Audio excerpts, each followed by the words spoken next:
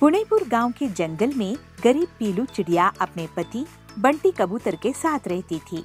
वो अपना एक छोटा सा नाश्ते का ठेला लगाती थी। वो बहुत गरीब थी और बंटी मोटर कार रिपेयरिंग का काम करता था। पीलू और बंटी गणेश जी के बहुत बड़े भक्त थे। गरीब होने के बावजूद पीलू हमेशा गणेश जी को शुद्ध घी के लाडू और ताजे फल भोग लगाती थी। एक दिन बंटी का एक्सीडेंट हो जाता है। उसके हाथ टूट जाते हैं। देखो पीलू, इतनी गरीबी में और ये मुसीबत आ गई है। आप दुखी मत होइए जी, गणेश जी सब ठीक कर देंगे। ऐसा कहकर पीलू पैसे कमाने के लिए बबलू की जगह मोटर गाड़ी रिपेयरिंग शुरू कर देती है। लेकिन उससे वो अपने काम से आकर गणेश जी को भोग लगाया करती थी और उनकी पूजा करती थी। उसके बाद नाश्ता बेचा करती थी। एक दिन पीलू जब मोटर गाड़ी का काम करने के लिए गई तो उसके मालिक ने उसे काम से निकाल दिया। पीलू, अब से मुझे तुम्हारे काम की जरूरत नहीं है। मैं ऑटोमेटिक मशीन खरीद लाया हूँ। अब तुम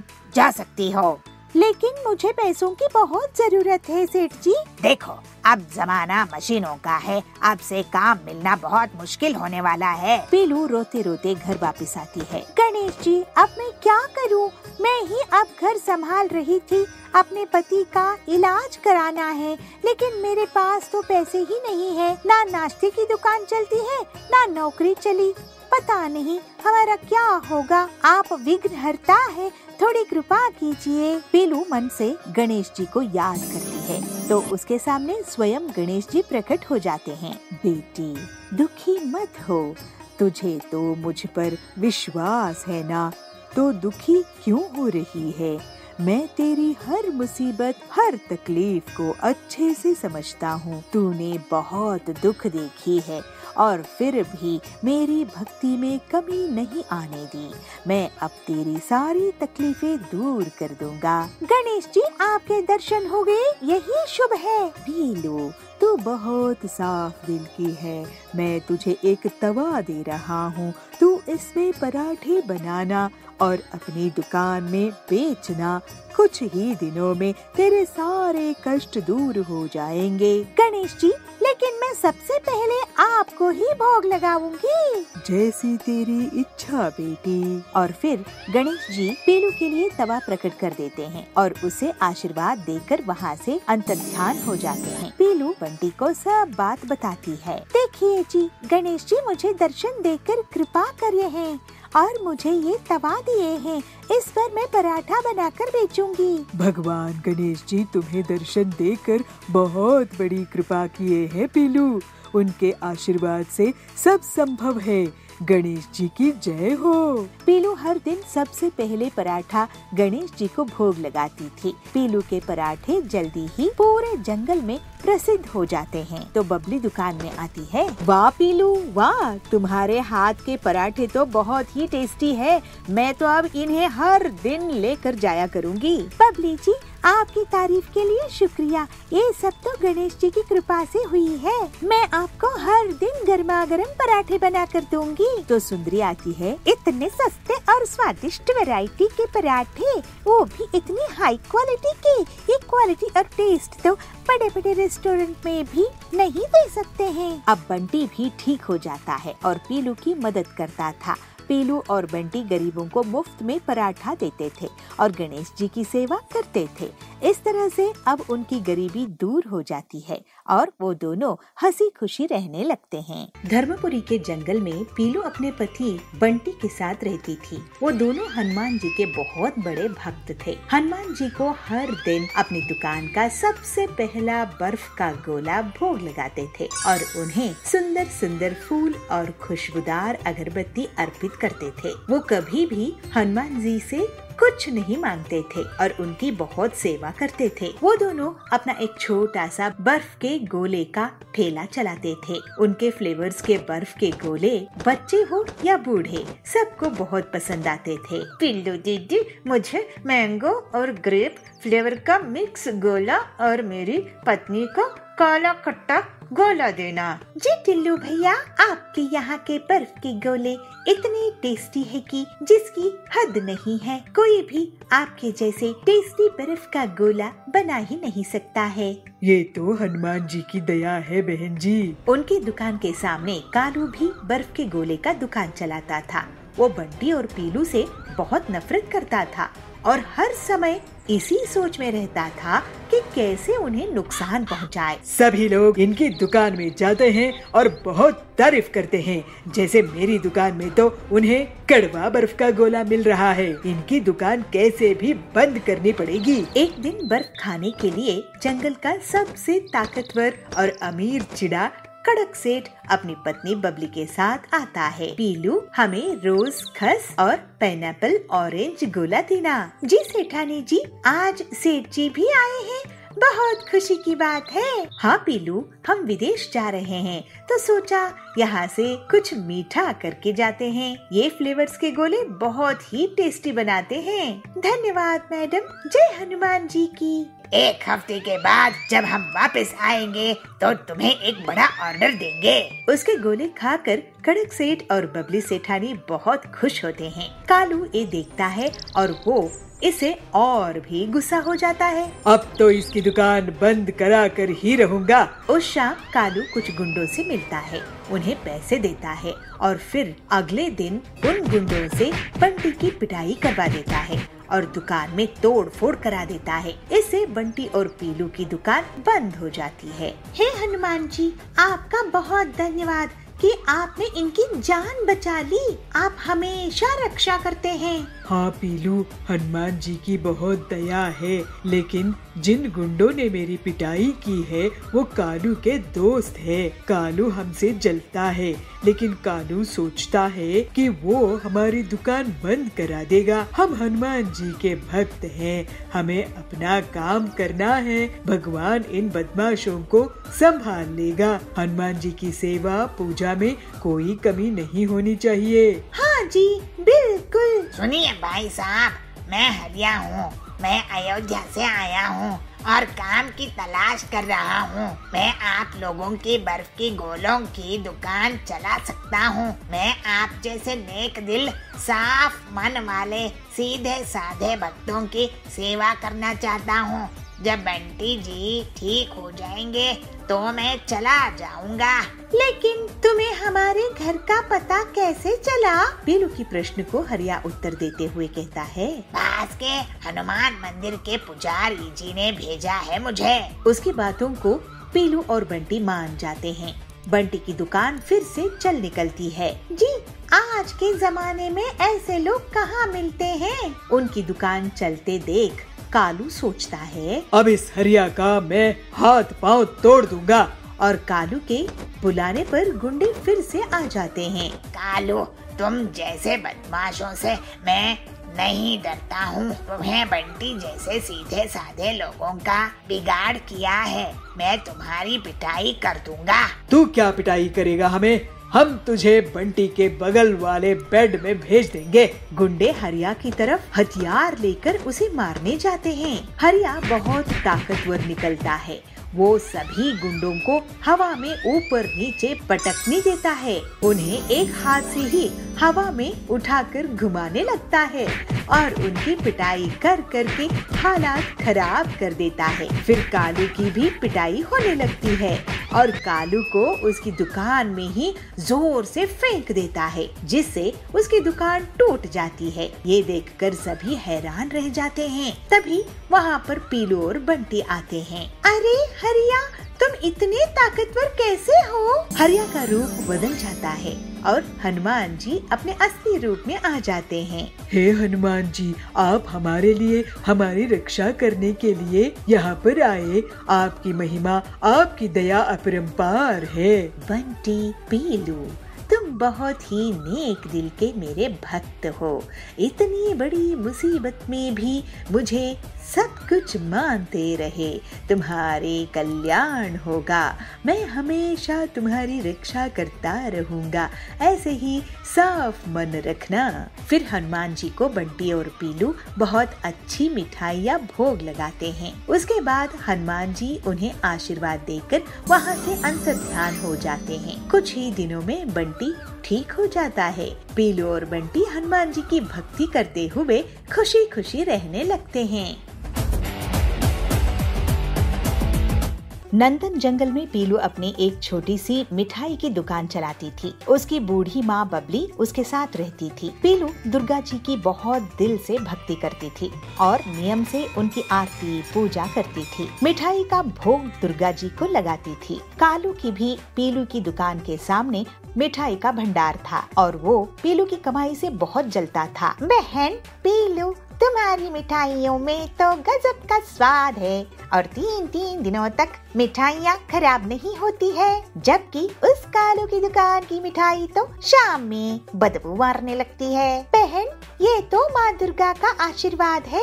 मुझे तो काम में ईमानदारी रखनी होगी, क्योंकि खाने की चीज है ना, इसे बिना मिलावट के ही बेचना चाहिए। अपनी दुकान की बुराई सुन के कालू गुस्से में आ जाता है। मैं इतनी मेहनत से मिठाइयों में मिलावट करता हूँ, लेकिन ये पीलू शुद्ध मिठाई बेचकर पैसे कमा रही है। मुझे इस पिद्दी चिड़िया की दुकान बंद करवानी पड़ेगी, नहीं तो मैं करोड़पति नहीं बन पाऊंगा। ऐसा सोचकर कालू अपने 2 दोस्तों के साथ एक प्लानिंग करता है और उन्हें पीलू की दुकान में भेज देता है।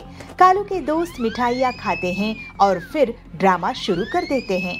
वो दोनों पेट पकड़कर गिर जाते हैं। तुरंत ही कालू वहाँ आता है। पीलू, मुझे तुम मिठाई में जरूर मिलावट करती हो ऐसा लगता है। ये देखो इनकी हालत, ये गरीब लोग तुम्हारी मिठाई खाने के बाद कैसे बीमार पड़ गए हैं। ये सब तुम्हारी मिलावट के कारण हुआ है। मेरी दुकान में आज तक कोई बीमार नहीं पड़ा। तुम्हें अपनी दुकान बंद कर देनी चाहिए। इस तरह से पीलू को डर के कारण अपनी दुकान बंद करनी पड़ती है।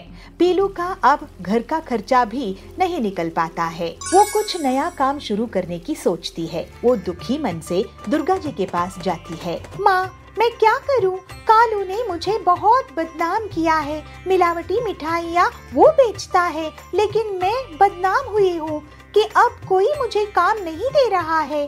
बूढ़ी माँ को अब मैं क्या खिलाऊंगी? पीलू को दुर्गा जी दर्शन देते हैं। पीलू बेटी, तू मेरी बहुत प्यारी भक्त है और मैं तेरी लगन से बहुत प्रसन्न हूँ।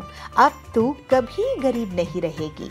मैं तुझे एक पेड़ दूंगी जिसमें ताज़ा मिठाइयाँ उगेंगी। ऐसा कहकर देवी अंतर्ध्यान हो जाती है। जय माँ दुर्गा जी की। दुर्गा जी के आशीर्वाद से पीलू के आंगन में एक पेड़ उग आता है, जिसमें बहुत सारी मिठाइयाँ आने लगती है। उन मिठाइयों से बहुत अच्छी खुशबू आती है। फिर पीलू उन मिठाइयों को बेचना शुरू कर देती है। कालू उस पेड़ को भी काटने के लिए चाहता है, लेकिन तभी दुर्गा जी प्रकट होकर कालू की अपने गधे से पिटाई कर देती है। इस घटना से अब लोग समझ चुके थे कि कालू असल में बदमाश है। उसे जंगल छोड़कर भागना पड़ जाता है। अब पीलू को लोग बहुत इज्जत देते थे और उसकी बहुत तारीफ करते थे।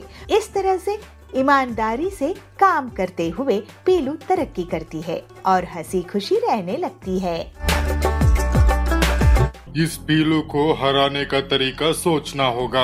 अरे वाह कालू भाई, क्या सोडा है। कालू इतनी रात में गहरे जंगल में कहाँ जा रहा है? भिलाईपुर के गांव में पीलू सोडा बेचा करती थी। पीलू का सोडा बहुत बिकता था। पीलू घरेलू तरीके से रंग बनाया करती थी और बहुत अच्छे से अलग अलग फ्लेवर बनाकर बेचा करती थी। ये लोगों को बहुत पसंद आता था। उसकी दुकान के सामने कालू की भी सोडा की दुकान थी, लेकिन वो बहुत ही आलसी था और पीलू की तरक्की से जलता था। सोडा ले लो सोडा, रंग बिरंगे अलग अलग फ्लेवर्स के सोडा। ऐसे फ्लेवर्स आपको पूरे जंगल में कहीं नहीं मिलेंगे। सोडा ले लो सोडा, हाजमा ठीक करने वाला सोडा। तो टिल्लू कहता है, कालू भाई, आजकल लोग शौक के लिए सोडा पीते हैं, हाजमा ठीक करने के लिए नहीं। इसलिए हम पीलू की दुकान में जाते हैं, वहाँ एक से एक फ्लेवर के सोडे मिलते हैं। ये सुनकर कालू बहुत गुस्सा करता है। टिल्लू पीलू की दुकान जाकर पूरे परिवार के लिए सोडा ले लेता है। ये लो टिल्लू भैया, फैमिली पैक सोडा, 500 रुपए हुए। कालू सोच में पड़ जाता है। इस पीलू को हराने का तरीका सोचना होगा, नहीं तो मुझे ये गरीब कर देगी और मुझे जंगल छोड़कर जाना पड़ेगा। उस रात कालू जाबाज चील के पास जाता है और जंगल से एक पाउडर लेकर आता है, जिसको वो अपने सोडा में मिलाता है। अगले दिन कालू मिलावटी सोडा बेचने लगता है। सोडा ले लो, इंटरनेशनल सोडा, एक बार पियोगे तो बार बार पियोगे। सोडा ले लो, इंटरनेशनल सोडा, एक बार पियोगे तो बार बार पियोगे। अरे कालू भैया, तुम कहाँ से इंटरनेशनल सोडा ले आए? वो मेरे जीजाजी ने भेजे हैं अमेरिका से। एक बार पी के तो देखो ठिल्लू भाई, बार बार पियोगे। ठीक है, एक दो, नहीं अच्छा लगा तो पैसे नहीं दूंगा। कालू टिल्लू को सोडा देता है और टिल्लू एक के बाद एक 5 सोडा पी जाता है। अरे वाह कालू भाई, क्या सोडा है! इसके सामने तो पीलू का सोडा एकदम बकवास है। मैं अपने दोस्तों को भी यहाँ लाता हूँ। और जल्दी ही पीलू की दुकान खाली हो जाती है। कोई भी ग्राहक उसके पास नहीं जाता है और सिर्फ कालू के पास ही सब सोडा पीते हैं। पीलू, तुम जंगल छोड़कर अफ्रीका चली जाओ, वही तुम्हारे लिए सही रहेगा। मैं तो बर्बाद ही हो गई हूँ। ये अचानक से कालू का कौन सा जीजा जी पैदा हो गया अमेरिका में। उस रात पीलू अपनी दुकान बंद करके जा रही थी। वो बहुत उदास थी और जंगल छोड़ने के बारे में सोच रही थी। तभी उसे कालू दूर जंगल में उड़ता हुआ दिखता है। अरे कालू इतनी रात में गहरे जंगल में कहाँ जा रहा है? इसका पीछा करती हूँ। और पीलू जाबाज के साथ उसके सौदे को होता हुआ देख लेती है। पीलू अपने मोबाइल में सब रिकॉर्ड कर लेती है और फिर कालू को वो पाउडर घर में सोडा में मिलाते हुए भी रिकॉर्ड कर लेती है। पीलू तुरंत ही हरिया इंस्पेक्टर के पास जाती है। इंस्पेक्टर साहब, ये देखिए, कालू सोडा में नशा मिला रहा है। हरिया वो वीडियो देखता है और बहुत गुस्सा करता है। मैं इसकी हड्डियां तोड़ दूंगा। फिर हरिया सभी चिड़ियों को लेकर कालू के घर जाता है। कालू, तुम मुझे नशा वाला सोडा बेच रहे थे, अब हम सब तुम्हारा नशा उतारेंगे। ऐसे टिल्लू कहता है। कालू की बहुत पिटाई होती है और फिर उसे जेल हो जाता है। इस तरह से पीलू अपनी ईमानदारी के कारण जंगल में अकेली सोडा बेचने वाली रह जाती है और अपना जीवन हंसी खुशी बिताने लगती है। तुम लोग यहाँ से भाग जाओ। आपको हमसे कोई नुकसान नहीं है। कड़क ने हम पर बहुत जुल्म किया है। कड़क को पुलिस लेकर जेल में डाल देती है। मद्रास नगर के जंगल में बबलू अपनी पत्नी पीलू के साथ रहता था। बबलू एक कुम्हार था और मिट्टी के बर्तन बनाता था। उन्हें बेचकर वो अपने परिवार का खर्चा निकालता था। पीलू गणेश जी की भक्त थी और हर रोज उनकी पूरी श्रद्धा से पूजा करती थी। बबलू को दुकान जाने के पहले उनका प्रसाद देती थी। दोनों पति पत्नी बहुत सादगी से जीवन बिता रहे थे। उनकी दुकान के पास कड़क की दुकान थी। वो बर्तन बेचा करता था, लेकिन मिट्टी के बर्तन सस्ते होने के कारण उसके बर्तन ज्यादा नहीं बिकते थे। अरे, इन अनपढ़ लोगों की कमाई नहीं होती है तो ये मिट्टी के बर्तन ही खरीदते हैं। इस पीलू और बबलू से पीछा छुड़ाना होगा, नहीं तो इस त्योहार के सीजन में भी मुझे ही नुकसान उठाना पड़ेगा। ऐसा सोचकर वो अपने कुछ गुंडों के साथ बबलू और पीलू की दुकान में जाता है और उन्हें धमकाते हुए कहता है, सुनो बबलू पीलू, यहाँ से तुम लोग अपनी गरीब दुकान समेट लो।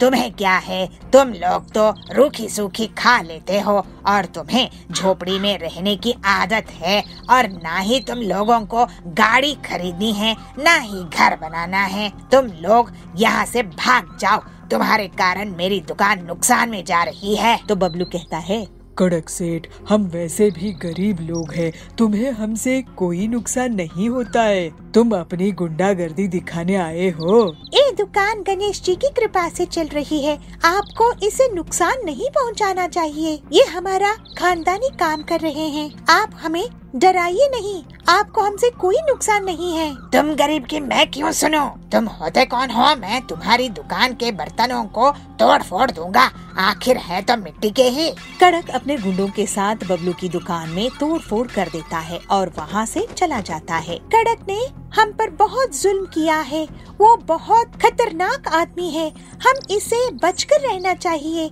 मैं गणेश जी से प्रार्थना करूंगी कि वो ही विघ्नहर्ता है और हमें सही रास्ते में लेकर जाएंगे। हम गरीब तो बर्बाद हो गए हैं। आप चिंता मत करो जी, मेरी प्रार्थना बेकार नहीं जाएगी। हमने कभी भी लालच नहीं किया है और ना ही किसी को धोखा दिया है। गणेश जी हमारी ही साथ देंगे, वो अन्याय का साथ नहीं देंगे। लेकिन पीलू, अब हम क्या करेंगे? तुम ये भी तो सोचो, नया चाक, नई मिट्टी, पानी और पकाने के लिए भट्टी, इसके लिए पैसा कहाँ है? वो दोनों दुखी मन से घर जाते हैं और गणेश जी के सामने बैठ जाते हैं। उनके आंसुओं को देखकर गणेश जी स्वयं प्रकट होते हैं। पीलू, बबलू, तुम दोनों गरीबी में भी कभी लालच नहीं किए और शुद्ध भावनाओं से मेरी भक्ति करते रहे। तुम चिंता मत करो और अब से सिर्फ तुम घड़े बनाओ। मेरा आशीर्वाद तुम्हारे साथ है। भगवान के दर्शन करने के बाद दोनों पति पत्नी के दुख दूर हो जाते हैं और वो गणेश जी के कहे अनुसार घड़ा बनाने लगते हैं। घड़े ले लो, घड़े, ठंडा पानी करने के घड़े, ऐसे पीलू चिल्लाती है। ऐसे घड़े की आपको फ्रिज की जरूरत नहीं पड़ेगी। उनकी दुकान देखकर वहाँ की अमीर सेठानी बबली आती है। बहुत दिनों बाद विदेश से आ रही हूँ, तुम्हारे घड़े मुझे दो, अगर अच्छे हुए तो मैं और ऑर्डर करूँगी। उनके घड़ों का इस्तेमाल करके बबली आश्चर्यचकित हो जाती है। ऐसा ठंडा पानी इतना ताज़ा कि बड़ी बड़ी फिल्टर मशीन फेल है। वो बबलू और पीलू के पास जाती है। मैं तुम्हारी घड़ों की विदेश में एक्सपोर्ट करूँगी और तुम्हारे साथ मुनाफा शेयर करूँगी। तुम्हें मंजूर है तो बताओ। बबली मैडम, इसमें गणेश जी के आशीर्वाद है, हम आपके साथ काम करेंगे। कड़क को जब पता चलता है तो वो भड़क जाता है। एक बार फिर वो उनकी दुकान में गुंडे लेकर जाता है। तुम गरीबों को मैं अब भगवान के पास ही पहुंचा दूंगा। मैं तुझे जेल पहुंचाऊंगी। तुम मेरे बिजनेस पार्टनर्स को धमकी दे रहे हो। कड़क को पुलिस लेकर जेल में डाल देती है। पीलू और बबलू ईमानदारी से मेहनत करते रहते हैं और गणेश जी की भक्ति और मन लगाकर करने लगते हैं। वो लोग जल्द ही आलीशान जीवन जीने लगते हैं। देखा जी, आपने गणेश जी की कृपा से हम कहां से कहां आ गए। हाँ पीलू, गणेश जी की जय हो। गरीब लोगों की सेवा के लिए दुकान नहीं खोली है मैंने। मैं तुम्हारी दुकान चलने नहीं दूंगी। मैं तुम्हारी दुकान बंद करवा के ही रहूंगी। जबलपुर गांव के जंगल में बबली कव्वी एक ठेले में गन्ने का जूस बेचा करती थी। उसकी दुकान बहुत अच्छे से चलती थी और गर्मी में तो ग्राहकों की हमेशा से भीड़ लगी रहती थी। बबली सबसे बहुत अच्छे से बात करती थी। ऐसे ही बहुत समय तक काम करते हुए उसने बहुत पैसे कमाए और फिर कालू कौवे से शादी कर ली। अपनी सफलता के कारण उसको बहुत घमंड हो गया था और वो गरीब ग्राहकों से बदतमीजी से बात करती थी। बबली दीदी, मुझे 2 ग्लास ताज़ा गन्ने का जूस देना, मैं आपको पैसा कल दे दूंगा। अगर कल पैसे देने हैं तो कल ही जूस पीना। तुम गरीब लोगों की सेवा के लिए दुकान नहीं खोली है मैंने। अरे बबली दीदी, आप ऐसे कैसे बात कर रही है? मैं तो आपका रेगुलर ग्राहक हूँ। देखो बंटी भैया, पैसे रखो और जूस पियो। और हाँ, आज से गर्मी शुरू हो रही है ना, आज से 20 रुपया ग्लास नहीं बल्कि 40 रुपया ग्लास गन्ने का जूस मिलेगा। इस तरह से बबली बहुत घमंड हो चुकी थी। गरीब ग्राहकों से पैसे रखवाती थी, फिर गन्ने का जूस देती थी। कोई गन्ने का जूस नहीं बेचा था जिसकी बबली फायदा उठा रही थी। लेकिन अगले ही दिन बबली की दुकान के सामने पीलू चिड़िया अपना गन्ने का जूस का ठेला खोलती है। उसकी दुकान चलती देखकर बबली उसे जलने लगती है। पीलू चिड़िया, तुम मेरे ठेले के सामने गन्ने का जूस क्यों बेच रही हो? मैं तुम्हारी दुकान चलने नहीं दूंगी। अरे सुंदरी दीदी, गुस्सा मत करो। जंगल में इतने ग्राहक हैं कि हम दोनों की दुकान अच्छे से चल सकती है। पीलू की बातें सुनकर बबली चुप हो जाती है। पीलू अपने ग्राहकों से बहुत अच्छे से बात करती थी, जबकि बबली अभी भी बहुत घमंड से रहती थी। जल्द ही पीलू की दुकान में भीड़ लगने लगती है, क्योंकि वो गन्ने का जूस को सिर्फ 15 रुपए में बेचा करती थी। ये पीलू तो बहुत ही चालाक निकली, सस्ते दामों में जूस बेच रही है। इसकी दुकान बंद करवा दूंगी। मैं भी दाम कम कर देती हूँ, लेकिन उतने पैसों में मैं गन्ने का जूस नहीं बेचूंगी, बल्कि केमिकल वाला नकली मिलावटी जूस बेचूंगी। ग्लास का जंबो साइज बड़ा देखकर जंगल वाले मेरे ही पास आएंगे और पीलू की दुकान बंद हो जाएगी। फिर ऐसा सोचकर बबली अपने घर में केमिकल वाला जूस तैयार करती है और मन ही मन बहुत खुश होती है। जंबो गन्ने का जूस ले लो, जंबो गन्ने का जूस। इतने बड़े गन्ने का जूस कभी नहीं देखे होंगे। जंगल के पक्षी बबली की आवाज सुनकर उसकी दुकान की तरफ भागते हैं और ग्लास का साइज देखकर लालच में आ जाते हैं और सिर्फ कुछ ही मिनट्स में बबली के जंबो गन्ने का जूस बिक जाता है। देखा पीलू चिड़िया, मुझसे पंगा लेने का नतीजा, मैं तुम्हारी दुकान बंद करवा के ही रहूंगी। उसी दिन से पीलू की दुकान में ग्राहकों की कमी होने लगती है और अगले दिन से तो कोई भी उसकी दुकान नहीं जाता है। थोड़े ही दिनों में पीलू को दुकान बंद करने की नौबत आ जाती है। तभी एक दिन डॉक्टर हरिया उसकी दुकान पहुंचते हैं। पहले मुझे एक गिलास जूस देना, बबली की दुकान में भीड़ है, मुझे लेट हो रहा है, नहीं तो मैं उसी की दुकान में जाता। ये लीजिए डॉक्टर सर। अरे वाह, ये बहुत ताज़ा है। ऐसा करो, तुम मेरे हॉस्पिटल में रोज 20 गिलास भेज दिया करो मरीज के लिए। पीलू ये सुनकर बहुत खुश हो जाती है और हरिया के मरीज उसके गन्ने का ताज़ा जूस पीकर ठीक हो जाते हैं। लेकिन तभी वहाँ बबली की दुकान से गन्ने का जूस पीने वाले पक्षी आते हैं और उल्टियाँ करने लगते हैं। अरे ये क्या, इन्हें तो उल्टियाँ हो रही है। उनका टेस्ट होता है और उनसे हरिया पूछता है कि वो लोग क्या खाए पिए थे। तब वो बताते हैं कि रोज वो बबली के यहाँ जूस पीते हैं। बबली, तुमने इस गन्ने की जूस में क्या मिलाया है? तुम्हें पता है सबको किडनी में स्टोन्स हो गए हैं। इन सब की तबीयत खराब हो गई है तुम्हारी दुकान का गन्ने का जूस पीकर। अरे वो ये लोग पीलू की दुकान का जूस पिया करते थे। फिर हरिया बताता है कि पीलू की दुकान के जूस से उसके बीमार मरीज ठीक हो गए हैं। इसके पहले बबली कुछ बोल पाती, सभी पक्षी उसको घेर लेते हैं। बबली, तुम हमसे इतना सारा पैसा लेती हो गन्ने के जूस का, लेकिन ये जहर बेच रही हो। वो पीलू कम दाम में भी हमें स्वादिष्ट और सेहतमंद गन्ने का जूस पिलाती है। अब तुम्हें इसका हर्जाना भुगतना होगा। ऐसा कहकर सभी पक्षी बबली को पुलिस के हवाले कर देते हैं। पीलू पूरी ईमानदारी के साथ स्वादिष्ट गन्ने का जूस बेचना जारी रखती है और जंगल वाले उसकी बहुत तारीफ करते हैं। अब जंगल में बस उसी की गन्ने का जूस का दुकान थी। पीलू और बाकी लोग अब हंसी खुशी रहने लगते हैं। इस पीलू को हराने का तरीका सोचना होगा। अरे वाह कालू भाई, क्या सोडा है। कालू इतनी रात में गहरे जंगल में कहाँ जा रहा है? भिलाईपुर के गांव में पीलू सोडा बेचा करती थी। पीलू का सोडा बहुत बिकता था। पीलू घरेलू तरीके से रंग बनाया करती थी और बहुत अच्छे से अलग अलग फ्लेवर बनाकर बेचा करती थी।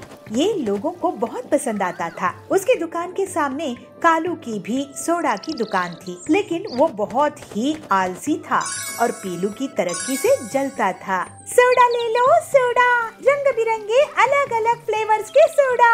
ऐसे फ्लेवर्स आपको पूरे जंगल में कहीं नहीं मिलेंगे। सोडा ले लो सोडा, हाजमा ठीक करने वाला सोडा। तो टिल्लू कहता है, कालू भाई, आजकल लोग शौक के लिए सोडा पीते हैं, हाजमा ठीक करने के लिए नहीं। इसलिए हम पीलू की दुकान में जाते हैं, वहाँ एक से एक फ्लेवर के सोडे मिलते हैं। ये सुनकर कालू बहुत गुस्सा करता है।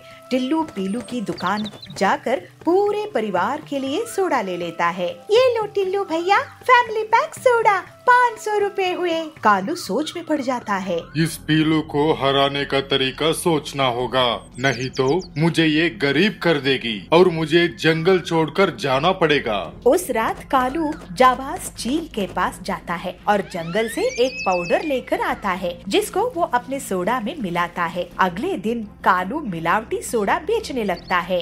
सोडा ले लो, इंटरनेशनल सोडा, एक बार पियोगे तो बार बार पियोगे।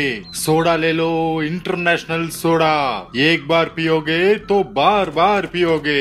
अरे कालू भैया, तुम कहाँ से इंटरनेशनल सोडा ले आए? वो मेरे जीजाजी ने भेजे है अमेरिका से। एक बार पी के तो देखो ठिल्लू भाई, बार बार पियोगे। ठीक है, एक दो, नहीं अच्छा लगा तो पैसे नहीं दूंगा। कालू टिल्लू को सोडा देता है और टिल्लू एक के बाद एक 5 सोडा पी जाता है। अरे वाह कालू भाई, क्या सोडा है! इसके सामने तो पीलू का सोडा एकदम बकवास है। मैं अपने दोस्तों को भी यहाँ लाता हूँ। और जल्दी ही पीलू की दुकान खाली हो जाती है। कोई भी ग्राहक उसके पास नहीं जाता है और सिर्फ कालू के पास ही सब सोडा पीते हैं। पीलू, तुम जंगल छोड़कर अफ्रीका चली जाओ, वही तुम्हारे लिए सही रहेगा। मैं तो बर्बाद ही हो गई हूँ। ये अचानक से कालू का कौन सा जीजा जी पैदा हो गया अमेरिका में। उस रात पीलू अपनी दुकान बंद करके जा रही थी। वो बहुत उदास थी और जंगल छोड़ने के बारे में सोच रही थी। तभी उसे कालू दूर जंगल में उड़ता हुआ दिखता है। अरे कालू इतनी रात में गहरे जंगल में कहाँ जा रहा है? इसका पीछा करती हूँ। और पीलू जाबाज के साथ उसके सौदे को होता हुआ देख लेती है। पीलू अपने मोबाइल में सब रिकॉर्ड कर लेती है और फिर कालू को वो पाउडर घर में सोडा में मिलाते हुए भी रिकॉर्ड कर लेती है। पीलू तुरंत ही हरिया इंस्पेक्टर के पास जाती है। इंस्पेक्टर साहब, ये देखिए, कालू सोडा में नशा मिला रहा है। हरिया वो वीडियो देखता है और बहुत गुस्सा करता है। मैं इसकी हड्डियां तोड़ दूंगा। फिर हरिया सभी चिड़ियों को लेकर कालू के घर जाता है। कालू, तुम मुझे नशा वाला सोडा बेच रहे थे, अब हम सब तुम्हारा नशा उतारेंगे। ऐसे टिल्लू कहता है। कालू की बहुत पिटाई होती है और फिर उसे जेल हो जाता है। इस तरह से पीलू अपनी ईमानदारी के कारण जंगल में अकेली सोडा बेचने वाली रह जाती है और अपना जीवन हंसी खुशी बिताने लगती है।